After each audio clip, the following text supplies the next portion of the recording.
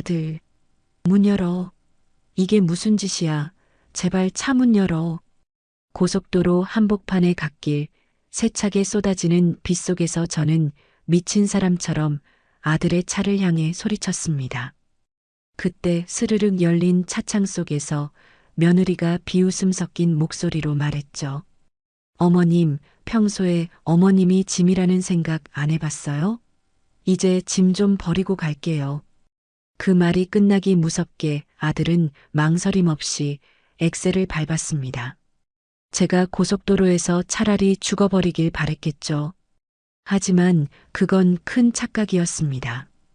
그날은 제 인생이 끝나는 날이 아닌 그들 앞에 끔찍한 지옥의 문이 열리는 날이었으니까요. 안녕하세요. 저는 손재주 좋은 74세 박월순이에요. 인생에 큰 굴곡 없이 살아왔던 저는 노후도 그렇게 조용히 편안하게 살 수 있을 줄 알았어요. 근데 참 진짜 인생 내 맘대로 되는 게 아니란 걸 70 넘어서야 알게 됐지 뭐예요? 늦은 나이에 인생의 온갖 매운맛 쓴맛을 모두 경험하게 된 저의 이야기 함께 들어보실래요? 어둠이 채 가시기도 전에 몸이 먼저 알아채고 저절로 눈이 떠졌어요. 저는 잠든 식구들이 깨지 않게 살금살금 부엌으로 갔습니다. 쌀을 씻어 밥을 안 치고 구수한 된장찌개를 끓이기 시작했죠. 조금이라도 더 따뜻한 밥을 먹이고 싶은 마음에 손을 서둘렀습니다. 냄비에서는 보글보글 정겨운 소리가 울려 퍼졌습니다. 저는 계란을 곱게 풀어 계란말이를 부치고 향긋한 시금치도 조물조물 묻혔어요. 칼질할 때마다 손목이 시큰거렸지만 가족들 생각에 이까지 통증은 아무것도 아니었습니다. 7시가 되자 며느리 효진이가 하품을 하며 부엌으로 들어왔어요.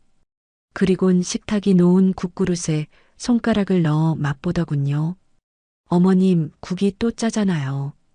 제가 몇 번을 말씀드려야 알아들으세요? 효진이가 숟가락을 식탁에 탁 소리가 나게 던지며 쏘아붙였습니다. 내가 간을 잘못 봤나 보구나. 미안하다.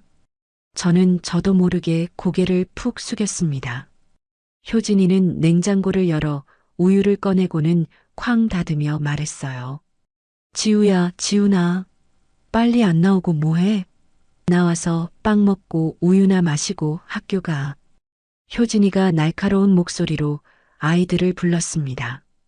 12살 손녀 지우와 10살 손주 지훈이가 잠이 덜 깬 얼굴로 방에서 나왔어요. 지우가 식탁을 힐끗 보더니 코를 찡긋하며 인상을 썼습니다. 할머니, 저 오늘은 찌개 안 먹을래요.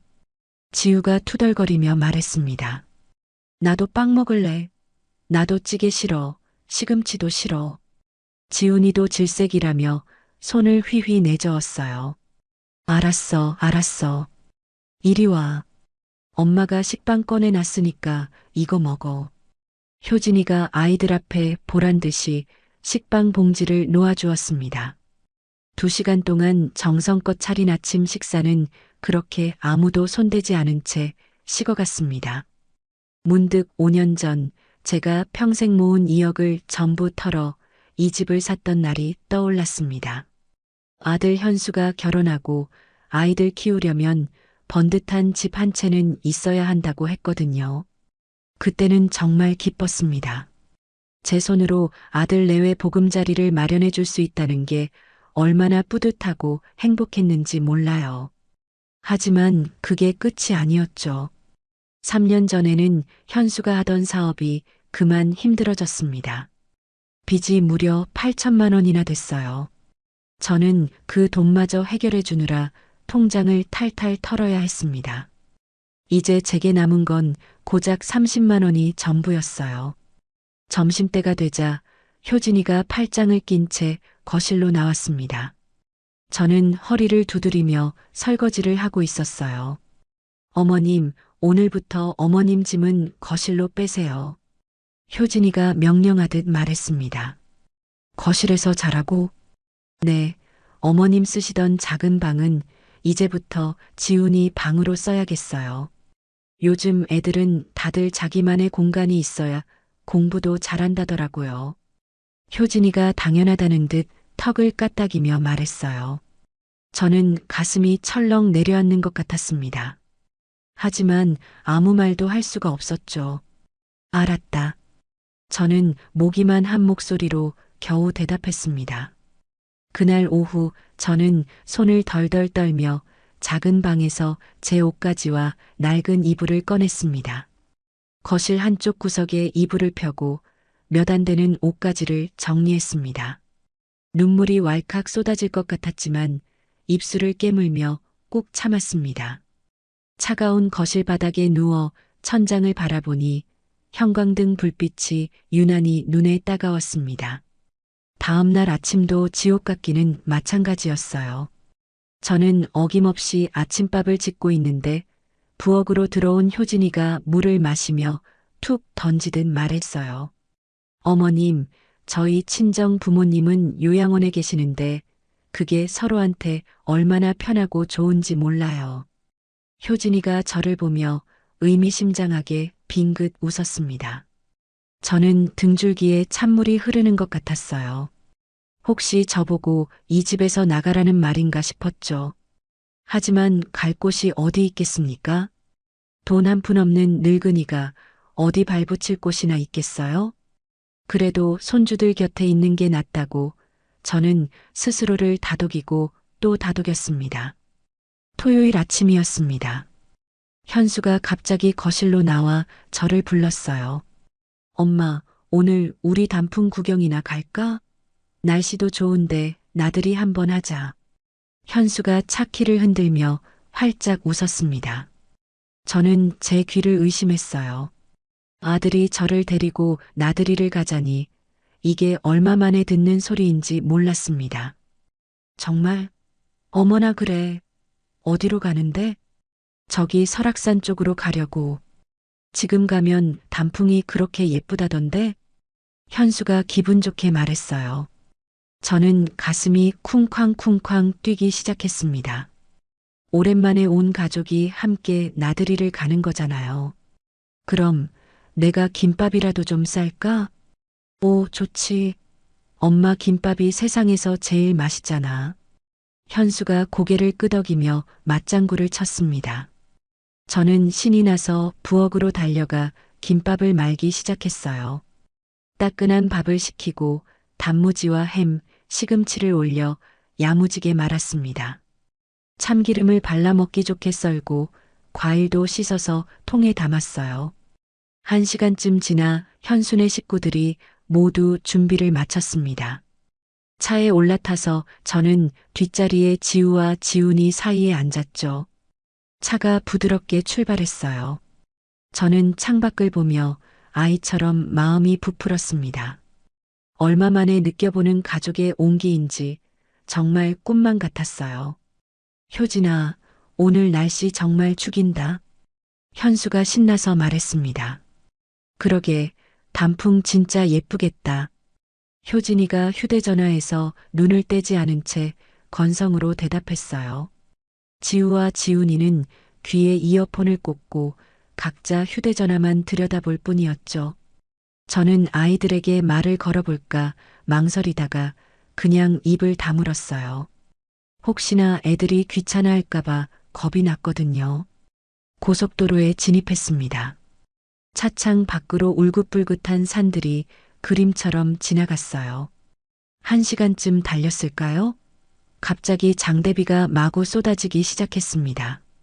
그때 현수가 갑자기 차속도를 줄이기 시작했습니다. 이상하다. 타이어에서 소리가 나는 것 같은데? 현수가 핸들을 꽉 쥐며 인상을 썼습니다. 무슨 소리? 효진이가 고개를 돌리며 물었어요. 잠깐만 갓길에 세워봐야겠어. 현수가 차를 조심스럽게 갓길로 몰았습니다. 차를 세운 현수는 뒤를 돌아보며 저를 보고 말했습니다. 엄마, 잠깐만 내려 계셔. 사람이 많이 타서 그런가? 타이어에 무리가 갔나 봐. 나보고 밖에 서 있으라고? 밖에 이렇게나 비가 많이 오는데? 응, 잠깐만. 금방 확인하고 다시 태울게. 현수가 서둘러 차 문을 열었습니다. 저는 영문도 모른 채 차에서 내렸어요. 그런데 타이어를 확인하겠다던 현수가 갑자기 트렁크를 열었습니다. 그리고 제 손가방을 꺼내더니 갓길 바닥에 툭 던졌습니다. 아니, 현수야, 이게 뭐 하는 거니?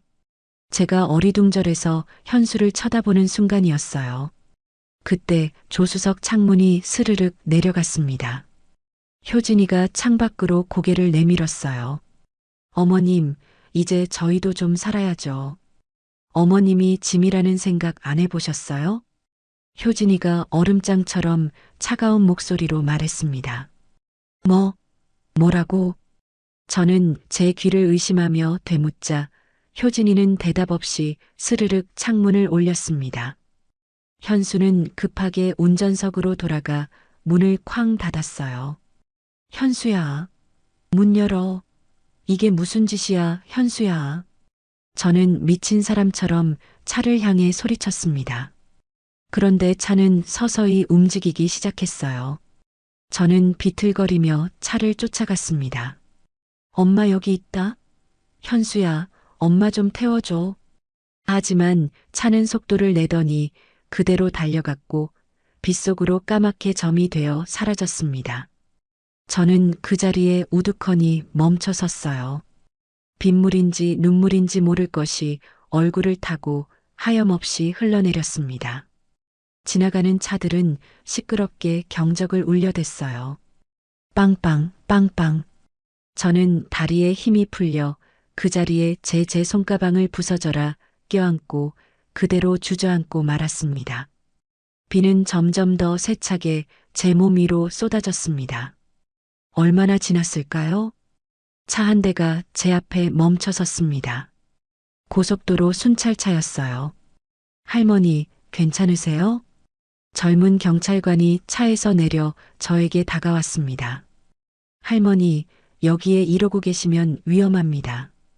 우선 일어나세요. 그가 제 팔을 잡아 일으켜 세운 후에야 흐릿했던 정신이 조금 드는 것 같았어요. 하지만 아직도 믿을 수가 없었습니다. 제가 정말 제 자식들한테 버려진 건가요? 김민호 경이라는 이름표를 단 경찰관은 저를 순찰차에 태웠습니다. 차 안에 들어서자 따뜻한 히터 바람이 얼굴에 닿으면서 그제야 제가 얼마나 추위에 떨고 있었는지 깨달았죠. 할머니, 일단 가까운 휴게소로 가서 몸부터 좀 녹이시죠. 김경희가 부드러운 목소리로 저를 안심시키며 핸들을 잡았습니다. 네. 저는 떨리는 목소리로 겨우 대답했습니다. 그렇게 10분쯤 달렸을까요? 김경희는 저를 휴게소 식당으로 데리고 가 의자에 앉혔습니다. 여기 앉으세요, 할머니. 따뜻한 거라도 드셔야 정신을 차리실 겁니다. 잠시 후 김경희가 김이 모락모락 나는 차를 종이컵에 담아 가져왔습니다. 저는 얼어붙은 두 손으로 컵을 감싸 쥐었어요. 따뜻한 온기가 손바닥을 타고 온몸으로 퍼져나가는 것 같았습니다. 할머니, 대체 무슨 일이 있으셨던 겁니까? 괜찮으시다면 천천히 말씀해 보세요. 김경희가 맞은편에 앉아 걱정스러운 눈으로 물었습니다. 제 아들과 며느리가 저를 거기에 버리고 갔어요. 결국 참았던 눈물이 터져 나왔습니다. 아드님하고 며느님이요? 그게 무슨 말씀이세요?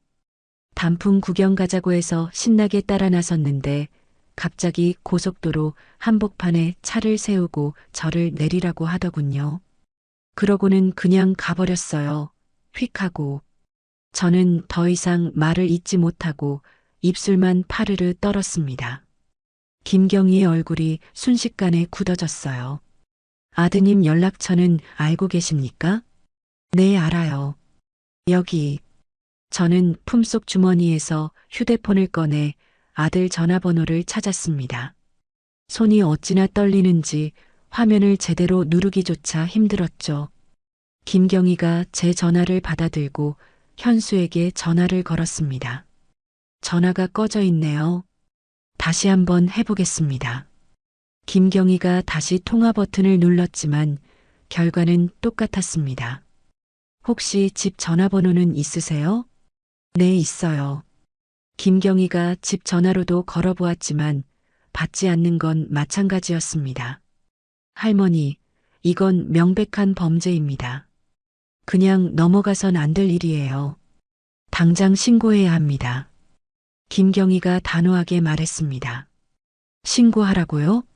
네, 관할 경찰서로 가셔서 정식으로 사건 접수를 하셔야 합니다. 제가 바로 연락해 두겠습니다. 김경희가 자기 전화를 꺼내 어디론가 심각한 표정으로 통화를 시작했습니다. 1시간쯤 지나 저는 순찰차를 타고 경찰서에 도착했습니다. 형사과라고 적힌 문을 지나자 40대쯤 되어 보이는 남자 형사가 저를 맞았습니다. 할머니, 이쪽으로 와서 앉으세요. 저는 이동욱 형사입니다. 오늘 있었던 일에 대해 처음부터 천천히 말씀해 주시겠어요? 이 형사가 노트북을 열며 차분하게 말했습니다. 저는 떨리는 목소리로 오늘 겪은 끔찍한 일들을 하나씩 털어놓기 시작했습니다. 아들이 단풍 구경을 가자며 저를 들뜨게 했던 것부터 저를 고속도로 갓길에 짐짝처럼 내려놓고 사라진 것까지요. 아드님 성함이 어떻게 됩니까? 전현수입니다. 연락처는요? 저는 제 휴대전화를 말없이 건넸습니다. 이 형사는 아들의 직장과 집 주소, 심지어 며느리 효진이의 이름까지 꼼꼼하게 물었습니다. 알겠습니다. 제가 책임지고 추적해서 연락을 취해보겠습니다. 이 형사가 고개를 끄덕이며 저를 안심시켰습니다. 저 형사님, 그럼 저는 오늘 밤은 어디서 자야 하나요? 제가 조심스럽게 묻자 이 형사가 잠시 생각에 잠기더니 수화기를 들었습니다. 네, 저 이동욱입니다.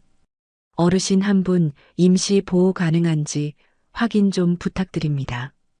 이 형사가 누군가와 짧게 통화를 끝내고 10분쯤 지났을 때였습니다. 젊은 여자가 형사과 문을 열고 들어왔습니다. 안녕하세요, 어머님. 저는 노인보호 전문기관에서 나온 상담사 정민아라고 합니다. 정민아 씨가 밝게 웃으며 제게 인사를 건넸습니다.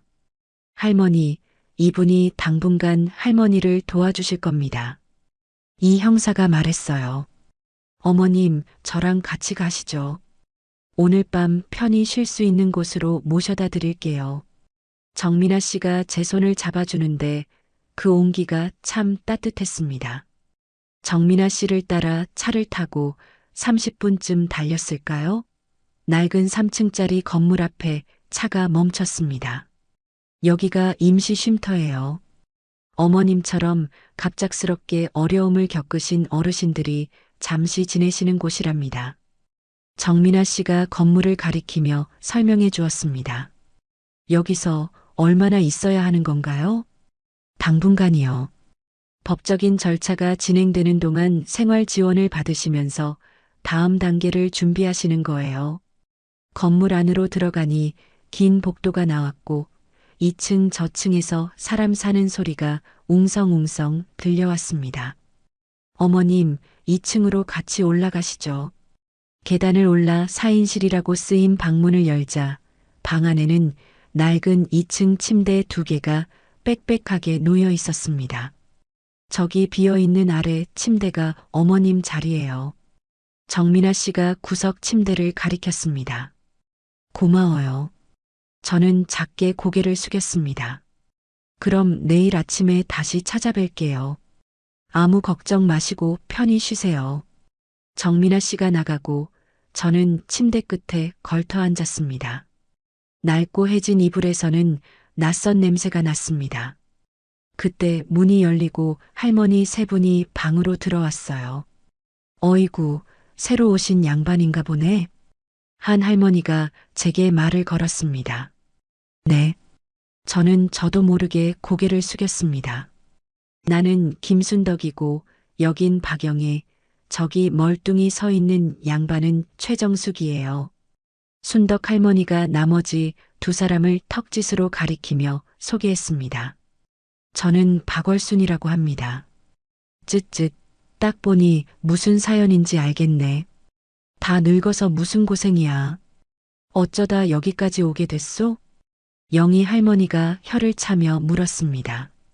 저는 오늘 있었던 기가 막힌 일을 털어놓았습니다. 말을 하는 내내 눈물이 멈추지 않았어요. 아이고 세상에, 짐승만도 못한 놈이네. 순덕 할머니가 제 등짝을 두드려주며 같이 화를 내주었습니다. 나는 딸년이 유산 미리 안 준다고 집에서 내쫓았어. 정숙 할머니가 기가 막힌다는 듯 말했습니다. 다들 그렇게 자식한테 뒤통수 맞고 여기 온 신세들이지 뭘. 영희 할머니가 깊은 한숨을 내쉬었습니다.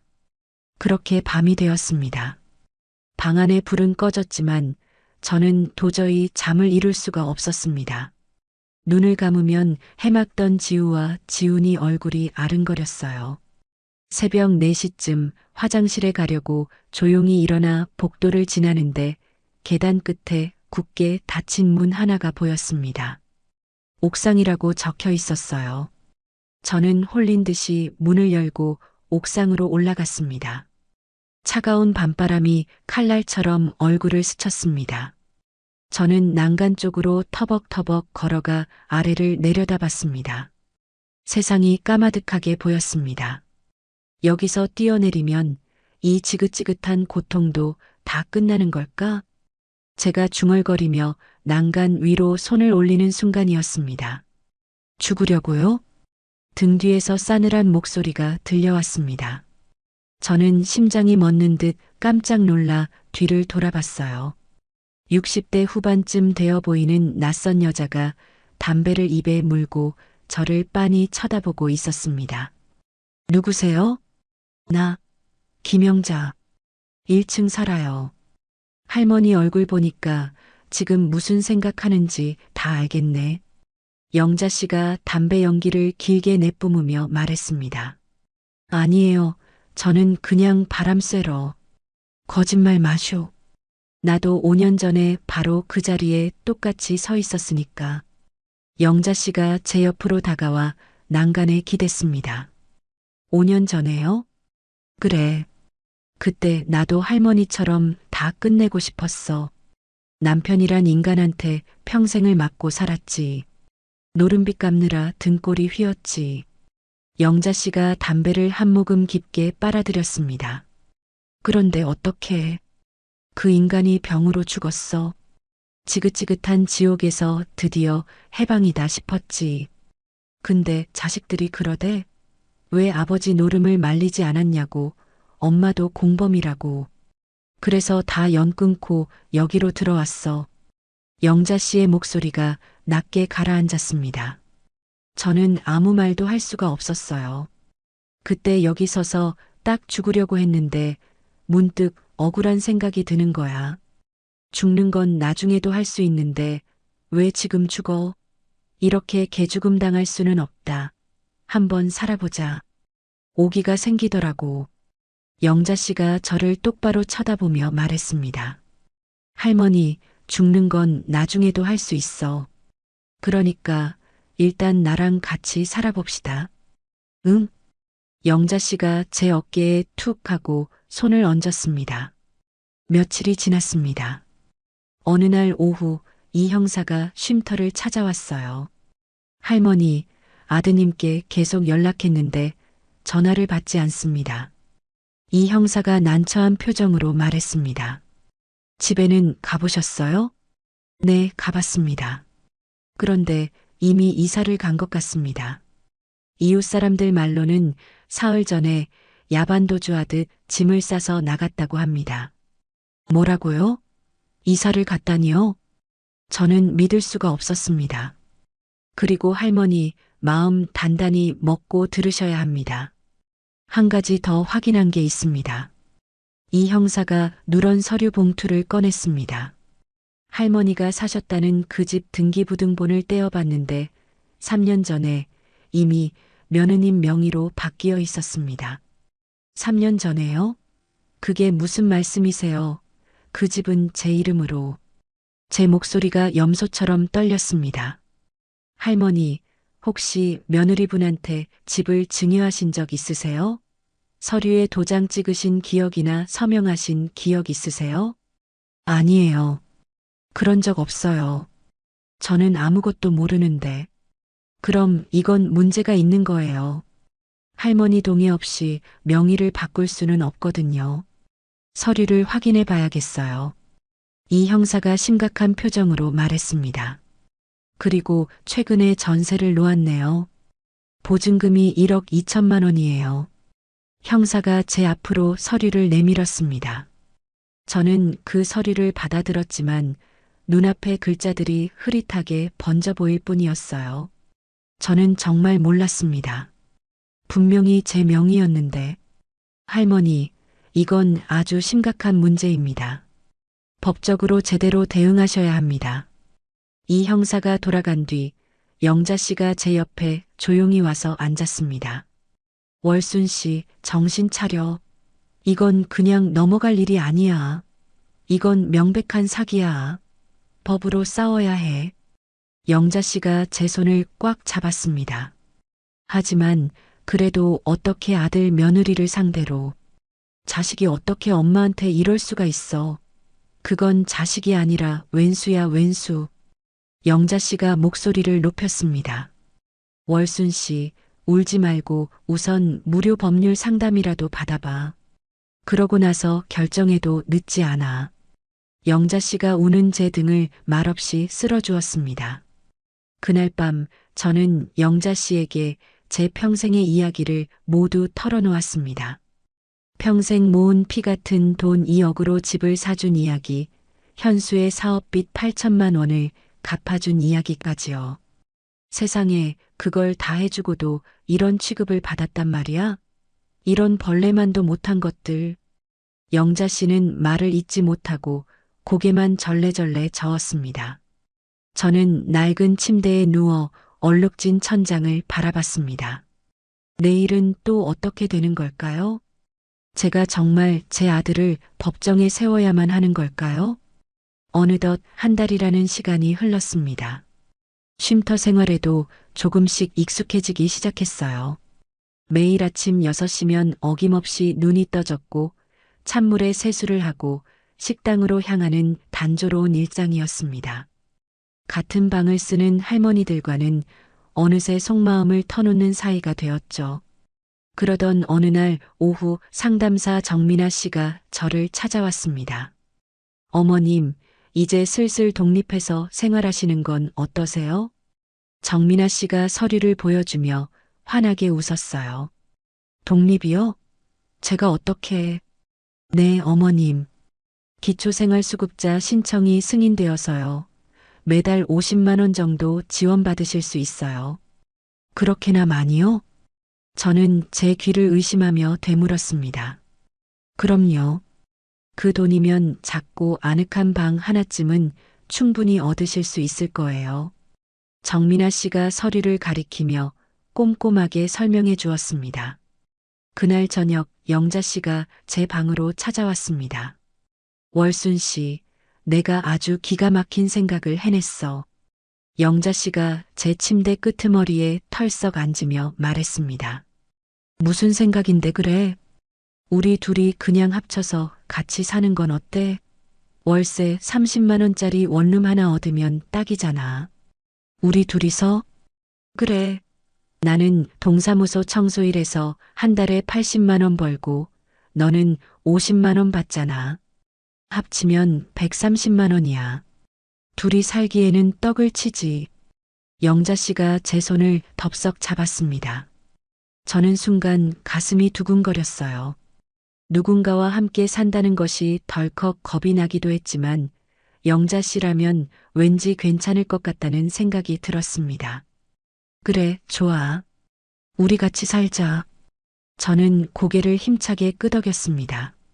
일주일 후 우리는 역 근처 낡은 빌라의 반지하 원룸을 계약했습니다. 보증금 300만 원에 월세 30만 원이었죠. 보증금은 쉼터에서 무이자로 지원해주기로 했어요. 이사하는 날 쉼터에서는 쓰던 중고 냉장고와 세탁기를 내주었고 주민센터에서는 쌀과 이불을 지원해 주었습니다. 이제 여기가 우리 집이야, 월순 씨. 텅 빈 방을 둘러보며 영자 씨가 감격에 젖어 말했습니다. 응, 진짜 우리 집이 생겼어. 저도 활짝 웃으며 대답했어요. 새 집에서의 첫날 밤, 우리는 나란히 앉아 라면을 끓였습니다. 냄비에서 보글보글 끓어오르는 라면 소리가 그렇게 정겨울 수가 없었어요. 월순 씨, 우리 이제부터 진짜 새로 시작하는 거야. 알았지? 영자 씨가 김이 모락모락 나는 라면을 한 젓가락 집어 올리며 말했습니다. 응, 그래. 우리 이제 새로 시작하자. 저는 뜨거운 국물을 후후 불어가며 한 입 먹었어요. 우리가 아는 그 맛이었지만 세상에서 가장 맛있는 음식이었습니다. 며칠 후 영자 씨가 저를 데리고 어디론가 향했습니다. 영자 씨, 우리 지금 어디 가는 거야? 가보면 알아. 내가 월순 씨 일자리 하나 알아봐 놨거든. 영자 씨를 따라 들어간 곳은 온갖 잡동사니가 산더미처럼 쌓여있는 재활용 센터였습니다. 영자 씨, 옆에 분은 누구? 작업복 차림에 70대쯤 되어 보이는 남자가 우리를 보고 물었습니다. 사장님, 안녕하세요. 제가 저번에 말씀드렸던 제 친구예요. 영자 씨가 저를 앞으로 쓱 밀었습니다. 아, 이분이 박월순 할머니시구만. 네, 안녕하세요. 박월순이라고 합니다. 저는 허리를 깊게 숙여 인사했어요. 반갑습니다. 저는 박철수예요. 그냥 박 사장이라고 편하게 부르세요. 일은 뭐 별거 없어요. 천천히 배우면 금방 익숙해질 겁니다. 박 사장이 사람 좋은 웃음을 지으며 말했습니다. 정말 감사합니다, 사장님. 내일부터 바로 나오실 수 있죠? 아침 9시부터 오후 5시까지고 일당은 5만 원씩 드릴게요. 네, 네. 정말 고맙습니다. 저는 믿기지 않는다는 듯 몇 번이고 고개를 숙였습니다. 다음 날 아침 저는 설레는 마음으로 재활용센터로 첫 출근을 했습니다. 박 사장은 제게 일하는 방법을 하나하나 친절하게 알려주었어요. 플라스틱은 이쪽에, 종이는 저쪽에, 캔은 저기 파란 상자에 넣으면 돼요. 그때 젊은 남자 한 명이 씩씩하게 들어왔습니다. 사장님, 좋은 아침입니다. 오, 태양이 왔구나. 이리 와서 인사드려. 오늘부터 같이 일하실 박월순 할머니시다. 안녕하세요, 할머니. 저는 아르바이트생 강태양이라고 합니다. 잘 부탁드립니다. 태양이가 구릿빛 얼굴로 환하게 웃으며 제게 꾸벅 인사를 했습니다. 어이구, 반갑네. 나는 박월순이라고 해. 할머니, 제가 옆에서 잘 도와드릴게요. 이 일이 보기보다 처음에는 좀 힘들거든요. 태양이는 싹싹하게 제 옆으로 다가왔습니다. 일을 시작하자마자 무거운 박스를 들어 옮기려는데 허리가 욱신거리며 아파왔습니다. 할머니, 제가 들게요. 허리가 별로 안 좋으시죠? 태양이가 잽싸게 달려와 박스를 번쩍 들어 옮겼습니다. 어머나, 그걸 어떻게 알았어? 에이, 할머니 걸음걸이만 봐도 딱 알죠. 저희 할머니도 허리가 안 좋으셔서 맨날 고생하시거든요. 태양이가 싱긋 웃었습니다.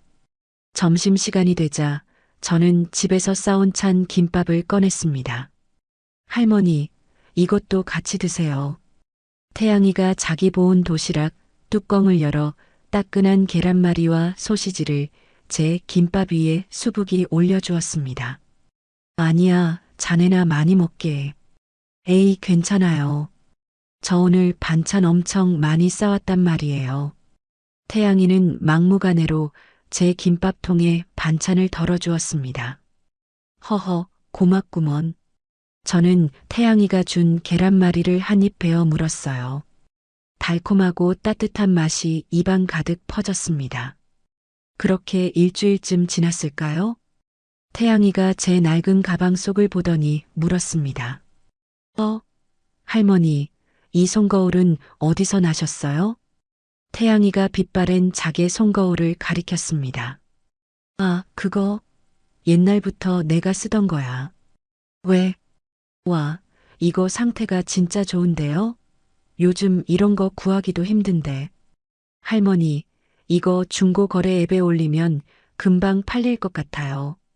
중고거래 앱? 그게 뭔가? 네, 당근마켓이나 번개장터 같은 거요. 할머니, 혹시 스마트폰 쓰실 줄 아세요? 태양이가 반짝이는 눈으로 물었습니다. 잘은 못하지만 전화 받고 문자 보내는 정도는 할 줄 아는데. 제가 다 알려드릴게요. 하나도 안 어려워요. 태양이는 뭐가 그리 신나는지 환하게 웃었습니다. 그날부터 점심시간마다 태양이는 제 스마트폰 선생님이 되어 주었습니다. 자, 여기 이 버튼을 누르고 물건 사진을 찍는 거예요. 이렇게? 네, 맞아요. 와, 할머니 진짜 잘하시는데요? 태양이는 어린애처럼 박수를 치며 저를 칭찬해 주었습니다. 그 다음에는 여기에다가 물건 설명을 쓰는 거예요. 글은 또 어떻게 써? 예를 들면 80년대 희귀자개 손거울, 할머니가 아끼던 보물 이런 식으로요. 태양이가 제 눈높이에 맞춰 천천히 설명해 주었습니다. 저는 머리가 지끈거렸지만 손주에게 배우는 마음으로 열심히 따라했습니다. 집에 돌아오자마자 저는 영자 씨에게 달려가 자랑했습니다. 영자 씨, 나 오늘 이런 걸 다 배웠다. 뭘 또 배웠는데 그래? 이거 봐봐. 헛 물건 팔아서 돈 버는 방법. 저는 돋보기를 꺼내 쓰고 휴대전화 화면을 보여주었습니다. 어머나 세상에. 우리 월순 씨 아주 딴 사람이 다 됐네. 나도 좀 가르쳐 줘봐. 영자 씨가 신기한 듯 화면을 뚫어져라 들여다봤어요. 우리는 당장 고속도로에서 챙겨온 제 낡은 손가방을 풀어 헤쳤습니다. 오래된 자개 손거울, 빛바랜 브로치, 고운 한복 조각보, 촌스러운 꽃무늬가 그려진 스카프까지 나왔어요. 야, 이런 걸 요즘 젊은 애들이 환장하고 찾는데 복고가 유행이라나 뭐라나. 영자 씨가 물건들을 하나씩 들어보이며 말했습니다. 정말 이게 돈이 된다고? 그렇다니까. 얼른 사진이나 예쁘게 찍어봐. 저는 태양이가 알려준 대로 조심조심 사진을 찍었어요. 수전증 때문에 손이 덜덜 떨려서 몇 번이나 다시 찍어야만 했습니다. 설명은 뭐라고 쓸까? 뭘 고민해. 그냥 솔직하게 써. 우리 할머니가 시집 올 때 가져온 자개 손거울, 세월의 흔적 고스란히 이렇게. 영자 씨가 옆에서 코치를 해주었습니다. 저는 독수리 타법으로 한 글자 한 글자 정성껏 눌러가며 글을 썼어요. 자그마치 30분이 넘게 걸렸습니다. 휴, 다 썼다. 가격은 얼마로 할 건데? 글쎄, 얼마나 받아야 하지? 에이, 과감하게 2만 원 딱 불러. 그래, 까짓 거 2만 원으로 하자. 저는 떨리는 손으로 올리기 버튼을 꾹 눌렀습니다. 사흘이 지난 저녁이었습니다. 휴대전화에서 띵동하는 경쾌한 알림이 울렸습니다. 영자 씨, 이게 무슨 소리야? 어디 좀 봐봐. 세상에, 어떤 사람이 사겠다고 연락 왔잖아. 영자 씨가 제 등짝을 치며 소리쳤습니다. 저는 제 눈을 의심했어요. 구매자와 약속을 잡고 다음 날 역 앞 카페에서 만났습니다. 상대는 앳돼 보이는 20대 아가씨였어요. 할머니, 혹시 이 손거울 파시는 분 맞으세요? 아가씨가 손거울을 조심스럽게 받아들었습니다. 그래, 맞아다. 그거 내 손때 묻은 물건이야. 우와, 진짜 너무 예뻐요. 꼭 저희 돌아가신 할머니가 쓰시던 것 같아서 보자마자 사야겠다고 생각했어요. 아가씨가 소녀처럼 환하게 웃었습니다. 그래, 그렇게 마음에 든다니 내가 다 기쁘네. 저는 괜히 가슴이 뭉클해졌습니다. 여기 2만 원이요. 정말 감사합니다, 할머니. 아가씨가 제 손에 빳빳한 10,000원짜리 2장을 쥐어주었습니다. 저는 그 돈을 한참 동안이나 바라봤어요. 제 평생, 제 힘으로 처음 번 돈이었습니다. 집에 돌아오자마자 저는 영자 씨에게 돈을 흔들며 자랑했습니다. 영자 씨, 나 돈 벌었다. 내가 돈을 벌었어. 거봐, 내가 뭘 했어. 잘 팔릴 거라고 했지? 영자 씨가 저보다 더 기뻐하며 박수를 쳤습니다. 근데 월순 씨, 혹시 뜨개질 같은 것도 할 줄 알아? 뜨개질? 옛날에야 좀 했었지. 지금은 손이 굳어서 잘 될란가 모르겠네. 그럼 손뜨개 제품 만들어서 팔아보는 건 어때? 요즘 젊은 엄마들 사이에서 그게 또 그렇게 인기래. 영자 씨는 어디서 났는지 장롱 깊숙한 곳에서 먼지 쌓인 뜨개질 도구함을 꺼내왔습니다. 이게 다 뭐야? 내가 젊었을 때 시집와서 쓰던 거야. 이제 늙어서 쓸 일이 없으니 그냥 처박아뒀지. 영자 씨가 색색의 털실과 대바늘을 제 앞에 내밀었습니다. 저는 오랜만에 대바늘을 잡아보았어요. 손끝에서 잊고 있던 옛 기억이 스멀스멀 피어올랐습니다. 어디 한번 해볼까? 저는 털실을 바늘에 걸어 한 땀 한 땀 정성껏 떠나가기 시작했습니다. 눈이 침침해서 컵받침 하나를 만드는데 꼬박 이틀이나 걸렸어요. 영자 씨, 다 됐다. 한번 봐봐. 어디 보자. 어머나, 솜씨가 아직 안 죽었네. 너무 예쁘다. 영자 씨가 앙증맞은 컵받침을 들어보며 감탄했습니다. 이것도 한번 팔아볼까? 당연하지. 얼른 사진 찍어서 올려. 저는 다시 휴대전화를 들고 사진을 찍고 글을 썼습니다. 이번에는 20분밖에 걸리지 않았어요. 저는 낡은 중고 물건도 팔고 틈틈이 손뜨개 제품도 만들어 팔았어요. 그렇게 한 달에 40만 원이라는 적지 않은 돈을 벌게 되었습니다. 어느 토요일 오후였어요. 저는 동네 마트에서 저녁거리를 사고 있었습니다. 우유를 고르려고 냉장고 문을 여는데 등 뒤에서 익숙한 목소리가 들려왔습니다. 할머니. 저는 심장이 멎는 듯 깜짝 놀라 뒤를 돌아봤습니다. 그토록 보고 싶었던 제 손녀, 지우가 눈물을 글썽이며 서 있었습니다. 지우야. 지우가 제게 와락 달려와 안겼습니다.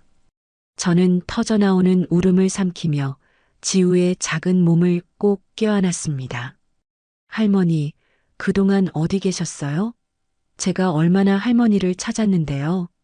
지우가 제 품에 얼굴을 묻고 엉엉 울었습니다. 할머니 근처에 있었어. 우리 강아지. 할머니가 미안해. 엄마가 할머니는 나쁜 사람이라고 했어요. 근데 저는 그래도 할머니가 너무 보고 싶었어요. 지우가 제 옷자락을 놓칠세라 꼭 잡았습니다. 지우야, 할머니 전화번호 적어줄 테니까 엄마 몰래 꼭 전화해야 한다. 알았지? 저는 지우의 손바닥에 제 번호를 꾹꾹 눌러 적어 주었습니다. 근데 지우야, 너 혼자 온 거니? 아니요, 엄마랑 같이 왔어요. 엄마는 저쪽에서. 바로 그때였습니다. 전지우, 너 지금 여기서 뭐 하는 거야? 복도 저편에서 효진이가 악을 쓰며 달려왔습니다. 효진이는 다짜고짜 지우의 팔을 거칠게 잡아 끌었어요. 아직도 이 동네에서 안 떠나고 뭐 하시는 거예요? 까짱케 경찰에 신고해서 멀쩡한 우리 남편 범죄자 만들 뻔하고. 효진이가 도끼 가득한 눈으로 저를 쏘아보며 말했습니다. 나는 거짓말한 적 없다. 있는 사실 그대로를 말했을 뿐이야. 저는 더 이상 예전처럼 주눅 들지 않고 또박또박 말했어요. 그 집에 언제부터 어머니 거였는데요? 명의는 진작에 제 앞으로 돌려놓으셨잖아요. 효진이가 주변 사람들이 다 듣도록 악을 쓰며 소리쳤습니다. 순식간에 마트 안의 모든 시선이 우리에게로 쏠렸어요. 손님, 여기서 이러시면 안 됩니다. 무슨 일이시죠? 마트 직원이 당황하며 달려왔습니다. 아니에요. 아무것도 아니라고요. 효진이는 지우를 질질 끌다시피 하며 사라져버렸습니다. 할머니, 끌려가는 와중에도 지우는 뒤를 돌아보며 저를 향해 손을 흔들었습니다. 저는 그 자리에 못 박힌 듯 멍하니 서 있을 수밖에 없었어요. 다리에 힘이 풀려 주저앉을 뻔했습니다. 집에 돌아오자마자 저는 영자 씨를 붙들고 엉엉 울었습니다. 영자 씨, 나 오늘 손녀 지우 봤어. 뭐? 손녀를 봤다고? 응, 마트에서 만났는데 며느리가 나타나서 저는 차마 말을 잇지 못하고 눈물만 쏟았습니다. 월순 씨, 울지 마. 괜찮아. 지우는 아직 할머니를 이렇게나 사랑하잖아. 그거 하나면 된 거야. 영자 씨가 제 등을 말없이 토닥여 주었습니다. 저는 한참 동안이나 아이처럼 서럽게 울었어요. 제 예쁜 손녀 지우의 얼굴이 눈앞에서 떠나질 않았습니다. 지난 주말에 있었던 일로 마음이 무거웠지만 월요일 아침 저는 어김없이 재활용센터로 출근했습니다. 제 얼굴에 그늘이 가득했던지 저를 본 태양이가 걱정스러운 얼굴로 다가왔습니다. 할머니, 어디 안 좋으세요? 오늘따라 기운이 하나도 없어 보이세요. 태양이가 제 안색을 살피며 물었습니다. 아니야, 괜찮다. 저는 억지로 입꼬리를 올려 웃어 보였지만 마음처럼 쉽지가 않았어요. 할머니, 저한테 아주 좋은 생각이 있어요. 무슨 생각인데? 할머니가 만드시는 손뜨개 제품, 이걸 더 본격적으로 팔아보는 건 어때요? 태양이가 두 눈을 반짝이며 말했습니다. 지금도 잘 팔고 있지 않니?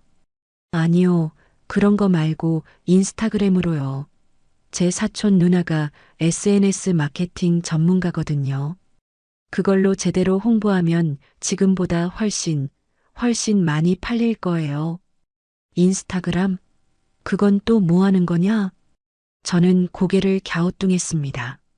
사진 올리는 앱인데요. 요즘 젊은 사람들은 다 거기서 물건 사고 판단 말이에요. 나는 그런 거 할 줄 모르는데? 제가 있잖아요. 제가 처음부터 끝까지 다 도와드릴게요. 저만 믿으세요. 태양이가 씩씩하게 제 손을 잡았습니다. 토요일 오후 태양이가 커다란 가방을 메고 저희 집을 찾아왔습니다. 할머니, 저 왔습니다. 어이구, 태양이 왔구나. 어서 들어와. 영자 씨가 활짝 웃으며 문을 열어주었습니다. 할머니, 그동안 만드신 제품들 전부 다 꺼내서 보여주세요. 태양이가 가방에서 번쩍이는 전문가용 카메라를 꺼냈습니다. 저는 그동안 만들어 두었던 손뜨개 컵받침과 수세미, 앙증맞은 손가방들을 조심스럽게 꺼내 놓았습니다. 우와, 대박. 할머니, 이건 진짜 예술인데요? 태양이는 진심으로 감탄하며 제 작품들을 하나하나 소중하게 들어보았습니다. 자, 이제부터 작품 사진을 찍을게요. 할머니, 여기 창가에 한번 앉아보세요. 태양이는 저를 햇살이 가장 잘 드는 창가로 안내했습니다. 찰칵, 찰칵. 태양이는 여러 각도에서 정성껏 사진을 찍었습니다. 좋아요. 이제 계정을 만들어 볼게요. 태양이가 휴대전화를 꺼내 빠른 속도로 화면을 눌렀습니다. 계정 이름은 뭘로 할까요? 할머니의 인생템. 이거 어때요? 인생템? 네, 인생 아이템이라는 뜻이에요. 할머니의 인생이 담긴 특별한 물건들이잖아요. 태양이가 해맑게 웃으며 말했습니다. 그래, 그거 좋네. 태양이는 뚝딱 계정을 만들고 근사한 소개 글까지 써내려갔습니다. 72살 할머니의 세월이 담긴 한 땀 한 땀 정성 가득 핸드메이드 제품. 이렇게 쓸게요. 태양아, 정말 고맙다. 자식보다 살가운 태양이의 모습에 코끝이 찡해지는 것을 느꼈습니다. 사진도 다 올렸어요. 이제부터 제 친구들한테 공유해달라고 부탁 좀 할게요. 태양이가 쉴 새 없이 휴대전화를 두드렸습니다. 나는 뭐 올릴 거 없나? 나도 같이 좀 팔아보자. 영자 씨가 옆에서 부러운 듯 물었습니다. 영자 할머니도 뭐 만드시는 거 있으세요? 그럼 나는 저 수세미 열매로 천연 수세미를 만들지. 아주 끝내준다고. 오, 그것도 완전 좋은데요? 그것도 같이 찍어서 올려요. 태양이는 영자 씨의 투박한 수세미도 작품처럼 멋지게 찍어주었습니다. 일주일이 지났습니다. 태양이가 재활용센터 문을 박차고 들어오며 소리쳤습니다. 할머니, 대박. 완전 대박이에요. 왜 이리 호들갑이야? 어떤 유명한 인플루언서가 할머니 계정을 공유했어요. 팔로워가 하루아침에 300명이 넘었다고요. 300명이나? 저는 믿을 수가 없었습니다. 그리고 주문 문의가 벌써 15개나 들어왔어요. 태양이가 흥분해서 펄쩍펄쩍 뛰며 휴대전화 화면을 보여주었습니다. 15개라고? 네. 컵받침이랑 손가방 주문이 폭주하고 있어요. 그날부터 저는 눈코 뜰 새 없이 바빠졌습니다. 하루에도 5개씩 주문 문의가 쏟아졌어요. 밤늦게까지 영자 씨와 저는 나란히 앉아 불도 켜지 않고 뜨개질에만 몰두했습니다. 월순 씨, 손목 안 아프냐? 좀 쑤시긴 하는데 괜찮아. 이까짓 거. 저는 행복한 비명을 지르며 바늘을 놓지 않았습니다. 다음 날 태양이가 노트북을 들고 다시 찾아왔습니다. 할머니, 이거 보세요. 태양이가 노트북 화면을 펼쳐 보였습니다. 이게 다 뭐냐? 주문 관리표예요. 여기에 주문하신 분 이름이랑 주소, 제품 이름을 착착 적으면 절대 헷갈릴 일이 없어요. 태양이는 제가 알아들을 수 있도록 하나하나 차근차근 설명해 주었습니다. 그리고 택배는 제가 알아봤는데 이렇게 보내는 게 제일 싸고 편해요. 태양이는 어디서 구해왔는지 택배 상자와 송장까지 잔뜩 챙겨왔습니다. 태양아, 정말 고맙다. 네가 없었으면 내가 이 모든 걸 어떻게 했을까 싶다. 저는 태양이의 손을 고마운 마음으로 꼭 잡았습니다. 1달 반이라는 시간이 쏜살같이 지나갔습니다. 팔로워는 어느새 2,000명을 훌쩍 넘었고 한 달 수익이 150만 원에 달했습니다. 어느 날 박 사장님이 저를 조용히 불렀습니다. 월순 할머니, 요즘 많이 바쁘시죠? 네, 사장님. 조금 그렇습니다. 아무래도 일과 사업을 둘 다 하시려니 힘에 부치실 것 같아서요. 내일부터는 주 3일만 나오시는 게 어떻겠습니까? 사장님, 정말 그래도 괜찮겠어요? 저는 깜짝 놀라 되물었습니다. 그럼요. 괜찮고 말고요. 대신 무리하지 마시고 건강 꼭 챙기셔야 합니다. 사장님, 정말 감사합니다. 저는 박 사장님께 몇 번이고 허리를 숙여 인사했습니다. 며칠 후 낯선 번호로 전화 한 통이 걸려왔습니다. 여보세요? 안녕하세요. 박월순 어르님 되시죠? 저는 유튜버 김민수라고 합니다. 혹시 어르신 인터뷰를 좀 진행하고 싶은데 시간 괜찮으실까요? 인터뷰요? 네, 어르신의 감동적인 이야기를 더 많은 분들께 알리고 싶어서요. 저는 순간 망설여졌습니다. 영자 씨, 웬 유튜브에서 인터뷰를 하자는데 어떡하지? 어떡하긴 뭘 어떡해. 당연히 해야지. 이게 얼마나 좋은 기회인데. 영자 씨가 제 등짝을 치며 손뼉을 쳤습니다. 태양아, 너는 어떻게 생각하니? 당연히 하셔야죠, 할머니.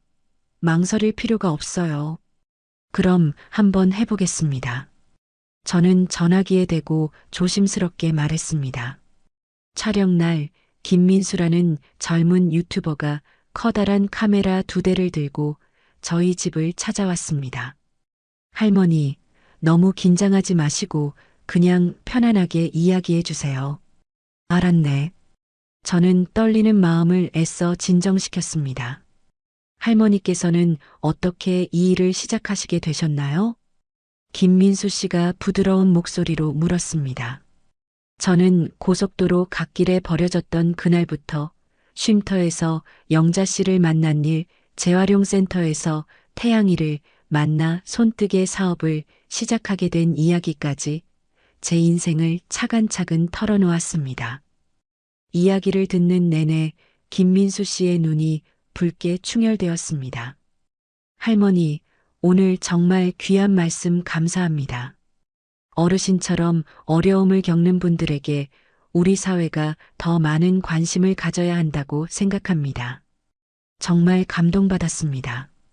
영상은 2주 후에 올라갈 겁니다. 영상이 올라간 날 태양이가 또다시 숨을 헐떡이며 달려왔습니다. 할머니, 조회수가 200만이에요. 200만? 뭐, 200만이라고? 네. 영상 올라간 지 사흘 만에요. 그리고 팔로워가 하룻밤 사이에 10,000명이 늘었어요. 저는 떨리는 손으로 휴대전화를 확인했습니다. 주문 문의 메시지가 100개도 넘게 쌓여 있었습니다. 세상에, 이걸 언제 다 만든다니? 영자 씨가 당황해서 어쩔 줄 몰라 했습니다. 영자 씨, 일단 주문부터 맡고 들어온 것부터 차근차근 해결하자. 태양이가 서둘러 주문 일시 중단 공지를 올렸습니다. 저희는 그날 자축할 겸 동네 고깃집으로 향했습니다. 건배. 우리는 행복한 웃음소리와 함께 잔을 부딪혔어요. 영자 씨랑 태양이가 없었으면 내가 어떻게 여기까지 왔겠어. 정말 고마워. 에이, 할머니. 무슨 그런 섭섭한 말씀을 하세요. 저희가 오히려 더 감사한걸요. 태양이가 웃으며 말했습니다. 정말 오랜만에 느껴보는 가슴 벅찬 행복이었습니다. 일주일이 지난 어느 오후였습니다. 저는 재활용센터에서 산더미처럼 쌓인 플라스틱 병을 쉴 새 없이 분류하고 있었어요. 그때 박 사장님이 저를 부르셨습니다. 월순 할머니, 손님 오셨어요. 손님이요? 저를요? 저는 더러워진 손을 작업복에 쓱쓱 닦고 사무실로 향했는데 그곳에는 말끔한 정장 차림의 40대 남자가 저를 기다리고 있었습니다. 안녕하세요. 박월순 어르신 되시죠? 남자가 정중하게 인사하며 제게 명함을 건넸습니다. 네, 그런데 누구신지. 사회적기업지원재단 김우진 팀장이라고 적혀 있었습니다.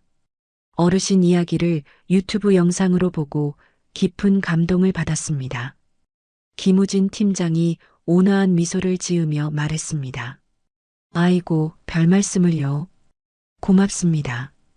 어르신, 혹시 정부에서 지원하는 사업에 한번 도전해 보실 생각은 없으신가요? 정부 지원 사업이요? 네, 시니어 창업 지원 프로그램이라는 것이 있습니다.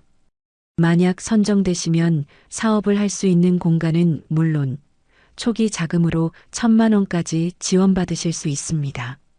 네, 1,000,000원이요? 저도 모르게 깜짝 놀라 소리쳤습니다. 그럼요. 어르신처럼 좋은 아이템과 사연이 있다면 충분히 가능성이 있습니다. 저같이 나이 많은 늙은이가 그런 걸 어떻게 받아요?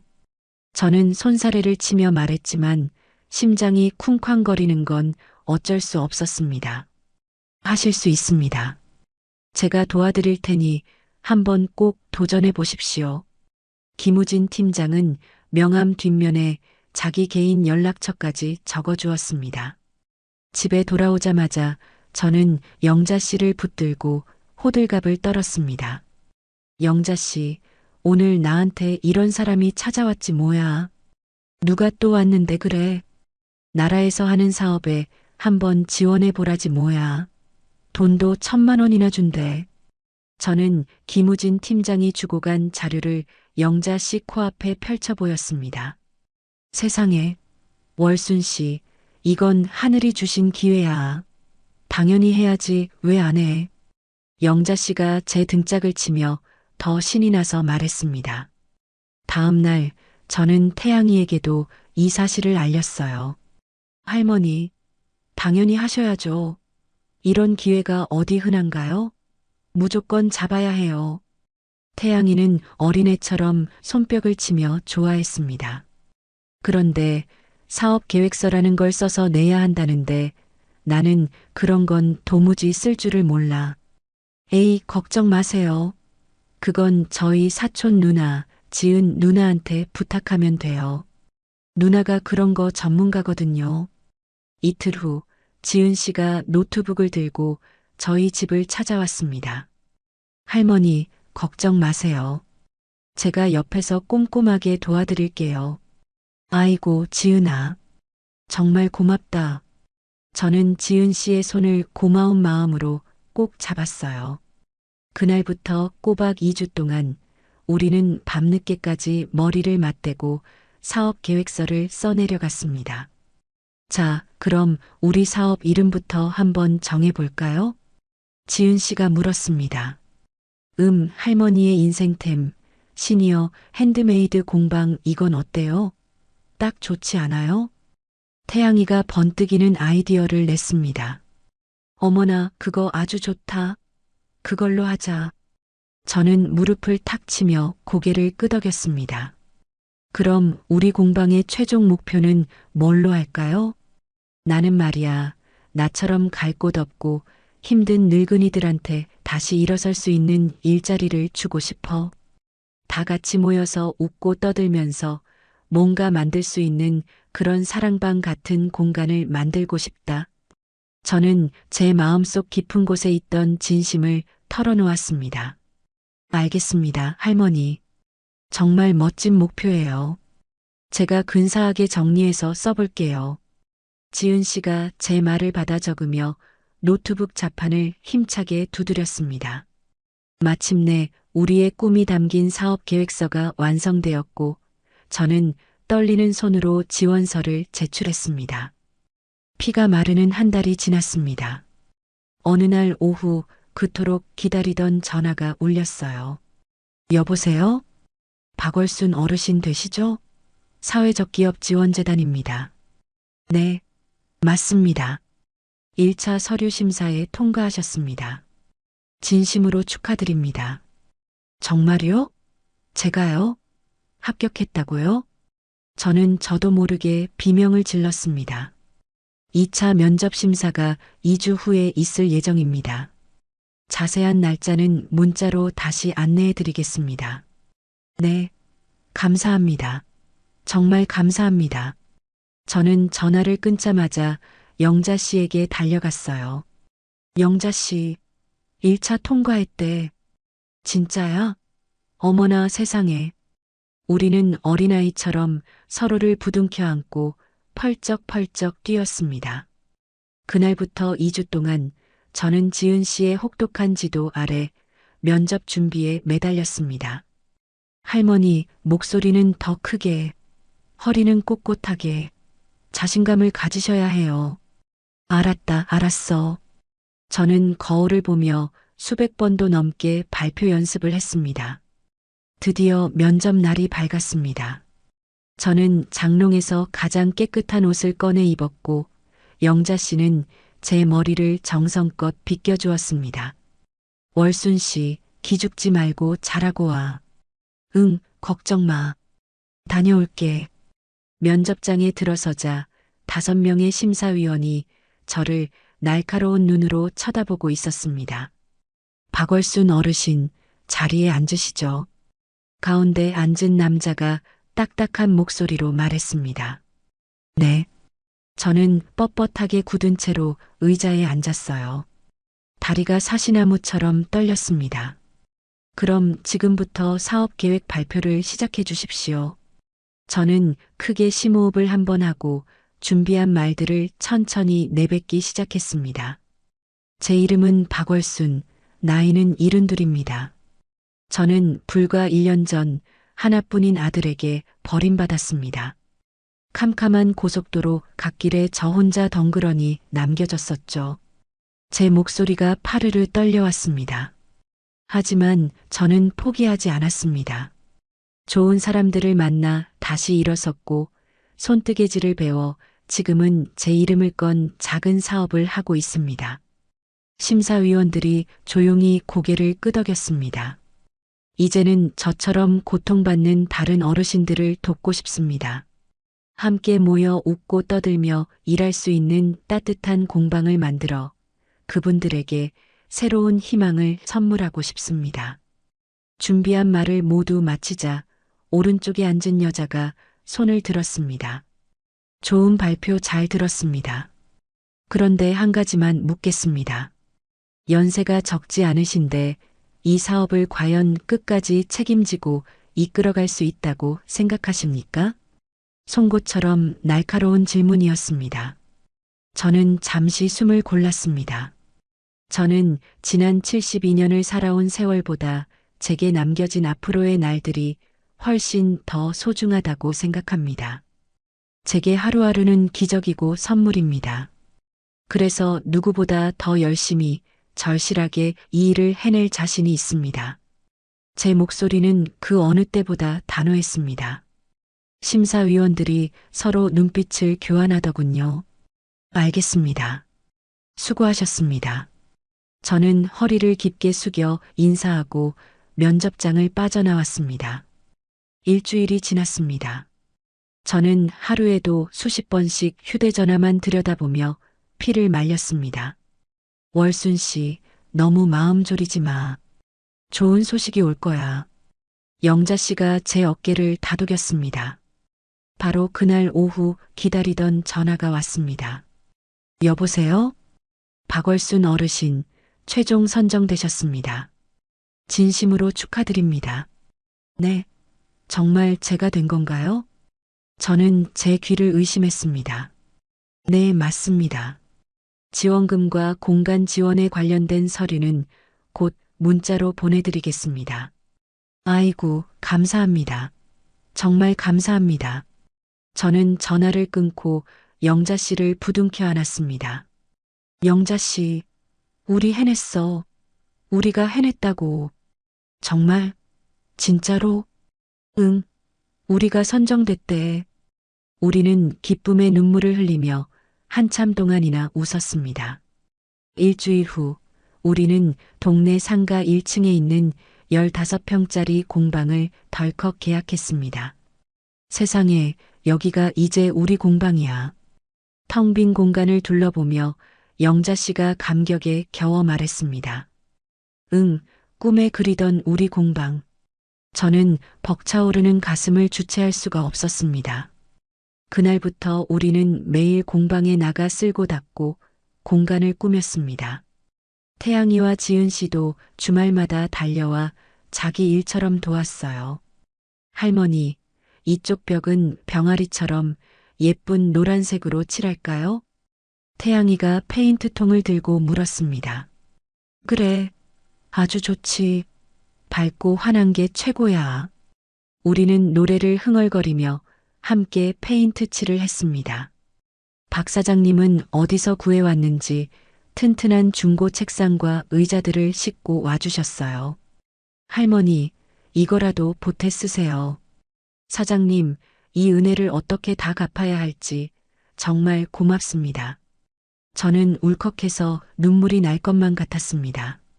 소문이 퍼졌는지 지역 신문사에서 기자가 찾아와 인터뷰를 요청했습니다. 며칠 후 신문에 제 이야기가 실리자 동네 사람들이 하나둘 공방에 관심을 보이기 시작했어요. 드디어 대망의 개업일이 찾아왔습니다. 우리는 가게 앞에 작은 현수막을 걸고 조촐한 테이프 커팅식을 열었어요. 동네 어르신들을 포함해 30명이나 되는 분들이 찾아와 우리의 시작을 축하해 주었습니다. 어머, 할머니 솜씨가 보통이 아니네. 나도 이런 거 한번 배워보고 싶다. 70대 할머니 한 분이 부러운 눈으로 제게 말했습니다. 그러세요? 그럼 제가 무료로 손뜨개질 교실을 열게요. 배우고 싶으신 분들은 언제든지 오세요. 정말 돈 안 받고 가르쳐 준다고? 네, 그럼요. 다음 주 화요일 오후 2시에 다들 오세요. 그 자리에서 5분이 바로 수강 신청을 했습니다. 첫 수업날 저는 어찌나 긴장되던지 심장이 입 밖으로 튀어나오는 줄 알았어요. 자, 할머니들. 저처럼 이렇게 바늘을 잡으시면 돼요. 저는 한 분 한 분 손을 잡아드리며 천천히 시범을 보였습니다. 이렇게 하는 게 맞나? 네, 맞아요. 어머나, 정말 잘하시는데요? 배우는 할머니의 눈이 소녀처럼 반짝였습니다.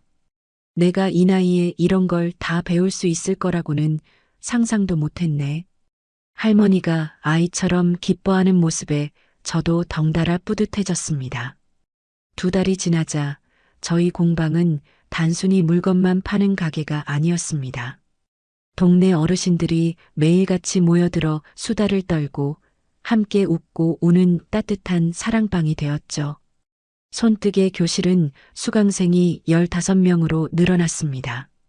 어느 날은 구청에서 연락이 와 저희 공방이 우수 사회적 기업 사례로 선정되었다며 포상금까지 주겠다고 했습니다.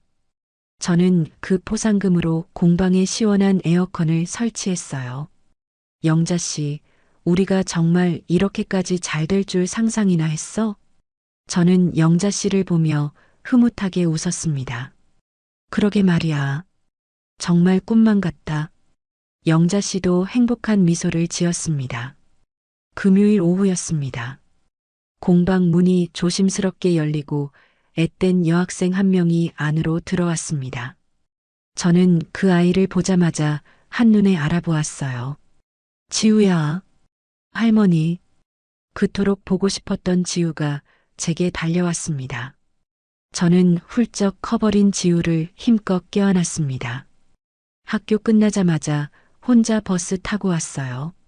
할머니 일하시는 거 너무너무 보고 싶어서요. 엄마는 알고 있니?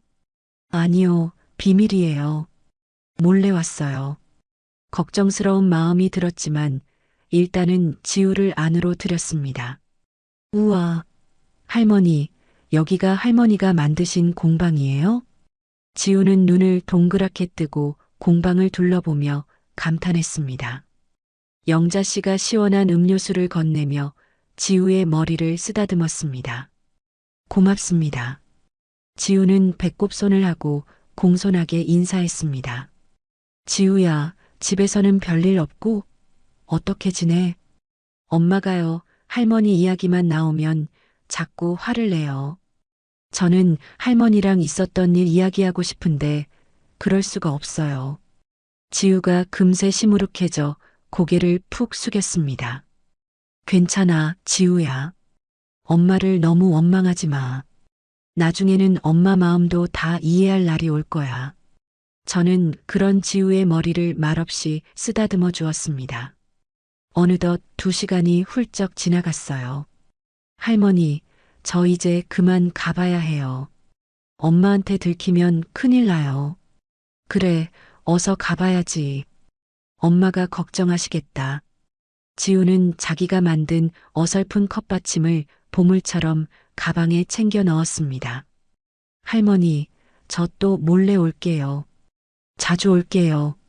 그래, 우리 강아지. 언제든지 와. 저는 마지막으로 지우를 힘껏 안아주었습니다. 지우가 문을 나서고 저는 문 밖까지 따라 나가 보이지 않을 때까지 손을 흔들었습니다. 그날 저녁 저는 영자 씨에게 말했습니다. 지우가 나를 잊지 않고 이렇게 찾아와 준 것만으로도 너무 고맙고 행복해. 그럼 암만. 피는 물보다 진한 법이야. 손녀가 할머니를 얼마나 사랑하는데. 영자 씨가 제 손을 따뜻하게 잡아주었습니다. 저는 창밖의 깜깜한 밤하늘을 바라봤습니다.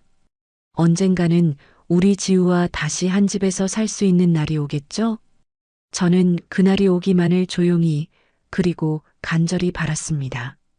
공방 운영이 넉 달째로 접어들었습니다. 통장을 확인한 저는 제 눈을 의심했습니다. 무려 850만 원이라는 제 평생 만져본 적도 없는 큰 돈이 찍혀 있었으니까요. 그날 밤 9시 하루를 마무리하고 공방 문을 닫으려는데 밖에서 인기척이 들렸습니다. 문을 열자 아들 현수와 며느리 효진이가 그림자처럼 서 있었습니다. 저는 그 자리에 얼어붙었어요. 숨이 턱 막히는 것 같았습니다. 엄마. 현수가 저를 보자마자 털썩하고 무릎을 꿇었습니다. 엄마, 제가 죽일 놈이에요. 굵은 눈물방울이 현수의 뺨을 타고 뚝뚝 떨어졌습니다. 어머님, 정말 죄송합니다. 그때는 저희가 제정신이 아니었어요. 효진이도 금방이라도 울 것처럼 고개를 푹 숙였습니다. 아무 말도 나오지 않았고 심장도 제멋대로 쿵쾅거렸습니다. 일단 안으로 들어오너라. 저는 떨리는 목소리로 겨우 말했습니다. 두 사람이 공방 안으로 들어서자 현수는 감탄사를 터뜨리며 주변을 휘휘 둘러보았습니다. 엄마, 텔레비전에서 봤어요. 엄마가 이렇게 대단한 일을 하고 계신 줄은 꿈에도 몰랐어요. 그래서 찾아온 게냐? 저는 일부러 얼음장처럼 차갑게 물었습니다. 엄마, 저희가 얼마나 큰 죄를 지었는지 이제야 뼈저리게 깨달았습니다. 정말 잘못했어요. 현수가 다시 한번 바닥에 머리를 조아렸습니다. 그런데 현수의 눈동자가 자꾸만 계산대 쪽으로 향하는 것을 제가 놓치지 않았습니다. 그곳에는 제가 매일 정리해두는 매출 장부가 놓여 있었죠. 어머님, 지우가 밤마다 할머니 꿈을 꾼대요. 할머니가 너무 보고 싶다고 매일 울어요. 효진이가 제 옆으로 다가와 슬그머니 입을 열었습니다. 우리 지우를 팔아서라도 용서받고 싶은 게냐? 제 목소리가 저도 모르게 떨려 나왔습니다. 아니에요, 어머님. 정말 염치 없지만 다시 가족으로 받아주시면 안 될까요? 효진이가 애원하며 제 손을 잡았습니다. 너희 그 말이 진심이냐?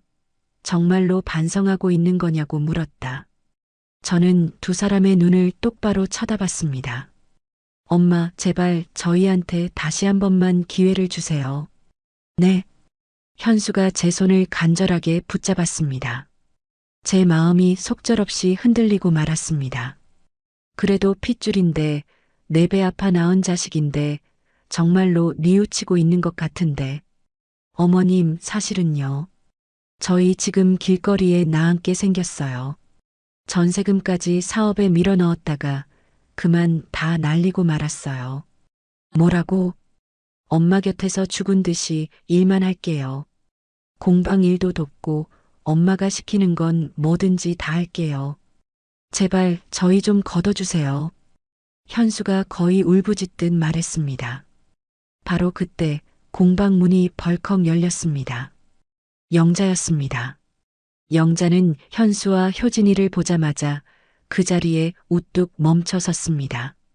월순 씨, 이분들 누구야? 영자 씨, 내 아들이랑 며느리야. 뭐, 이런 배은망덕한 것들이 여길 어디라고 찾아와? 당장 꺼지지 못해? 저는 영자 씨를 말리며 아이들에게 말했습니다. 오늘은 이만 돌아가거라. 나도 생각할 시간이 필요하니. 저는 현수 부부에게 말했습니다. 네, 엄마. 그럼 연락 기다리겠습니다. 현수가 냉큼 일어나 공방을 나섰습니다. 문이 닫히자마자 영자가 소리쳤습니다. 월순 씨, 지금 제정신이야? 저것들 눈 안 보여? 저건 악어의 눈물이야, 악어의 눈물. 통장에 돈 쌓인 거 알고 찾아온 거잖아. 정신 차려야 해. 영자가 답답하다는 듯 제 어깨를 잡고 흔들었습니다. 그래도 내 자식인데 이번에는 정말로 뉘우치는 것 같았단 말이야. 제 머릿속이 터질 것처럼 복잡했습니다. 정신 똑바로 차려. 너를 그 캄캄한 고속도로에 아예 죽어버리라고 내다버린 인간들이야. 벌써 잊었어? 영자의 목소리가 원망으로 떨렸습니다. 저는 그날 밤 한숨도 잠을 이루지 못했습니다. 다음 날 저는 태양이에게 지난밤의 일을 털어놓았습니다. 할머니, 제발 조심하세요. 만약에 다시 만나시더라도 꼭 여기 공방처럼 사람들이 많은 데서만 만나셔야 해요. 아셨죠? 태양이가 걱정스러운 얼굴로 제게 신신당부를 했습니다. 일주일이 지나고 현수가 또다시 공방에 나타났습니다. 엄마, 제가 얼마나 진심인지 지금부터 제 행동으로 증명해 보일게요. 그걸 어떻게 증명할 건데? 제가 공방 일을 돕겠습니다. 허드렛 일부터 뭐든지 다 시켜만 주세요. 현수가 제 앞에 허리를 굽혔습니다. 저는 한참을 고민했습니다. 일주일이다. 딱 일주일만 시험 삼아 해보거라. 네, 감사합니다, 엄마. 정말 감사합니다. 현수가 세상을 다 얻은 것처럼 환하게 웃었습니다. 그날부터 현수는 매일 공방으로 출근했습니다. 무거운 박스를 번쩍번쩍 나르고 구석구석 묵은 먼지까지 쓸고 닦았죠. 효진이도 이틀에 한 번씩 들러 설거지와 굳은 일을 도맡아 했습니다. 월순 씨, 조심해. 저것들 다 연기하는 거야. 영자가 매일같이 제게 경고했지만 제 마음속 얼음장 같던 벽은 조금씩 허물어지고 있었습니다. 그렇게 2주가 지났습니다. 현수가 저를 조심스럽게 불렀습니다. 엄마, 드릴 말씀이 있는데. 또 무슨 일이냐? 제가 정말 기가 막힌 사업 아이템을 하나 찾았습니다. 이걸로 다시 한번 제대로 일어서고 싶어요. 현수가 가방에서 서류 뭉치를 꺼냈습니다. 또 사업이라고? 아니에요, 엄마. 이번에는 정말 달라요. 제 친구놈이 온라인 쇼핑몰을 크게 하는데 거기에 같이 투자하면 석 달 뒤에 투자금의 2배를 돌려받을 수 있대요. 2배? 네. 이건 정말 확실한 정보예요, 엄마. 이번엔 진짜 대박 기회라고요. 현수의 눈이 탐욕으로 번들거렸습니다. 그래서 투자금이 얼마나 필요한데? 딱 500만 원만 있으면 시작할 수 있어요. 500만 원이라고? 저는 기가 막혀 헛웃음이 나왔습니다. 네, 엄마한테는 큰 돈인 거 알아요. 하지만 이번 기회만 잡으면 저희 정말 사람답게 살 수 있어요. 현수가 제 손을 덥석 잡았습니다. 생각 좀 해보마. 저는 냉정하게 서류를 밀어냈습니다. 엄마는 아직도 이 아들을 못 믿으시는군요. 현수가 금방이라도 올 것처럼 실망한 표정을 지었습니다. 이번 기회 놓치면 정말 평생 후회하실 텐데. 현수는 땅이 꺼져라 한숨을 쉬었습니다. 그날 저녁 영자가 또다시 불같이 화를 냈습니다. 그거 100% 사기야. 네 돈 500만 원 가로채려는 수작이라고. 나도 알아. 알긴 뭘 알아. 절대 그 돈 줘서는 안 돼. 알았어? 영자가 제발 정신 좀 차리라며 신신당부했습니다. 머릿속에서는 영자의 말이 옳다고 천둥처럼 울리는데 제 심장은 자꾸만 아들 쪽으로 기울었습니다. 며칠 후 효진이가 지우와 지훈이를 데리고 공방에 나타났습니다. 할머니, 지우가 제품으로 와락 달려들었습니다. 할머니, 너무너무 보고 싶었어요. 어느새 훌쩍 큰 지훈이도 수줍게 제게 안겼습니다. 그래, 우리 강아지들. 할머니도 정말 보고 싶었어. 저는 두 아이를 눈물겹게 껴안았습니다. 우리는 근처 식당으로 향했어요. 얼마 만에 손주들과 함께 먹는 저녁밥인지 꿈만 같았습니다. 할머니, 이거 드셔보세요. 진짜 맛있어요. 지우가 제 밥그릇 위에 반찬을 살포시 올려주었습니다. 저는 끝내 눈물이 터지는 것을 참을 수가 없었어요. 어머님, 저희 정말 달라졌어요. 이번 한 번만 저희를 믿고 도와주시면 이 은혜 평생 잊지 않고 갚겠습니다. 효진이가 조심스럽게 말했습니다. 할머니, 우리 언제 다시 같이 살 수 있는 거예요? 지우가 제 손을 꼭 잡으며 맑은 눈으로 물었습니다. 저는 아무 대답도 할 수가 없었습니다. 집으로 돌아와 밤새도록 천장만 바라보며 고민했습니다. 눈을 감으면 지우와 지훈이의 얼굴이 아른거렸어요. 다음 날 아침 저는 결국 결심을 굳혔습니다. 여보세요, 엄마. 현수야, 300만 원까지는 내가 어떻게든 해줄 수 있다. 정말요? 엄마, 감사합니다. 제가 반드시 성공해서 이 은혜 꼭 갚겠습니다. 현수의 목소리가 기쁨으로 들떠 있었습니다. 전화를 끊고 저는 영자에게 사실대로 말했습니다. 영자 씨, 나 현수한테 300만 원 주기로 했어. 영자가 땅이 꺼져라 깊은 한숨을 내쉬었습니다. 영자 씨의 한숨이 무슨 의미인지 알아. 근데 어떡하겠어. 그래도 내 자식인데 딱 한 번만 더 믿어보고 싶어. 영자는 더 이상 아무 말도 하지 않았어요. 그저 제 옆에 와서 말없이 제 어깨를 다독여 주었습니다. 저는 창밖을 하염없이 바라봤습니다. 이 결정이 과연 맞는 걸까요?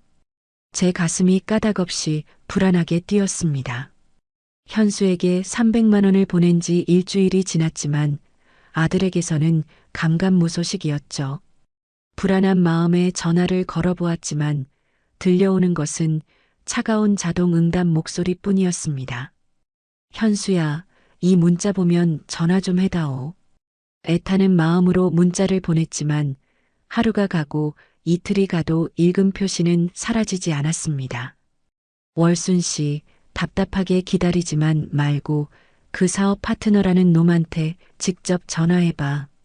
영자 씨가 제 등을 떠밀었습니다. 저는 현수가 알려주었던 번호를 눌렀지만 돌아온 것은 절망적인 안내 음성이었습니다. 고객님께서 거신 번호는 없는 번호입니다. 해지된 번호라는 말에 제 손에서 휴대전화가 힘없이 떨어졌습니다. 내가 뭘 했어? 처음부터 사기라고 했잖아. 이 답답한 사람아. 영자 씨가 소리쳤습니다. 내가 바보였어. 내 손으로 또 지옥에 발을 들이다니. 다리에 힘이 풀려 그대로 주저앉고 말았습니다. 억장이 무너져 내렸습니다. 그렇게 3주가 흐르도록 현수는 그림자도 비치지 않았고 저는 마침내 결심을 굳히고 경찰서로 향했습니다. 어르신, 또 오셨군요. 이 형사가 저를 알아보고는 자리에서 일어났습니다. 형사님, 제가 또 당했습니다. 제 아들놈한테. 저는 떨리는 목소리로 그간의 일을 모두 털어놓았습니다. 이전 사건 기록도 있고 이번 정황도 명확하니 즉시 수사에 착수하겠습니다. 일주라는 시간이 피를 말리듯 흘러갔고 마침내 이 형사에게서 전화가 왔습니다. 할머니, 아드님 찾았습니다. 내일 경찰서로 출석해 주십시오. 전화를 끊고 저는 한참 동안이나 멍하니 허공만 바라보았습니다. 다음 날 찾아간 경찰서 조사실, 그곳에는 고개를 푹 숙인 현수가 앉아 있었습니다. 저를 보더니 죄 지은 사람처럼 시선을 피하더군요. 전현수 씨 사업이 잘못됐다고 하셨는데 사실입니까? 네, 정말 사업이 갑자기 어려워져서. 현수가 궁색한 변명을 늘어놓기 시작했습니다. 거짓말 마세요. 조사 결과 당신이 말한 사업 파트너라는 사람은 처음부터 존재하지도 않았습니다. 이건 완벽한 사기극이에요. 이 형사가 책상을 내리치며 서류를 펼쳤습니다. 게다가 당신 부인 김효진 씨, 동일한 수법으로 다른 노인 두 분에게서 수천만 원을 받아 챙긴 사실도 확인됐습니다. 네, 그게 무슨... 저는 믿을 수가 없었습니다. 현수는 그제야 모든 것을 포기한 듯 고개를 떨구었습니다. 현수야. 제가 나지막이 아들의 이름을 불렀습니다. 이제 정말로 끝이다. 너는 더 이상 내 아들이 아니다. 엄마, 제발 용서해 주세요. 현수가 고개를 들고 제게 매달렸습니다. 다시는 내 눈앞에 나타나지 마라. 저는 차갑게 돌아섰습니다. 집으로 돌아와 그대로 자리에 누워버렸습니다. 며칠간 물 한 모금 넘기지 못했죠. 영자 씨가 억지로 죽을 떠먹여주고 물을 입에 대주었습니다. 월순 씨, 제발 정신 좀 차려. 이제 당신한테는 소중한 공방이 있잖아. 영자 씨, 나는 이제 다 틀린 것 같아. 살고 싶지가 않아. 이 바보 같은 소리. 우리가 어떻게 여기까지 왔는데. 절대 포기하면 안 돼. 영자 씨가 제 손을 잡고 함께 울어주었습니다. 2주쯤 지났을 때 상담사 정민아 씨가 저를 찾아왔습니다. 할머니, 이건 법적으로 제대로 싸우셔야 해요. 제가 정말 실력 있는 변호사님을 소개해 드릴게요. 며칠 후, 저는 정민아 씨가 소개해준 법률사무소를 찾아갔습니다. 그곳에서 노인 인권 사건을 전문으로 다룬다는 이지연 변호사를 만났습니다. 할머니, 이건 명백한 재산 편취 사건이자 용서받을 수 없는 범죄입니다. 민사와 형사 소송을 동시에 진행하겠습니다.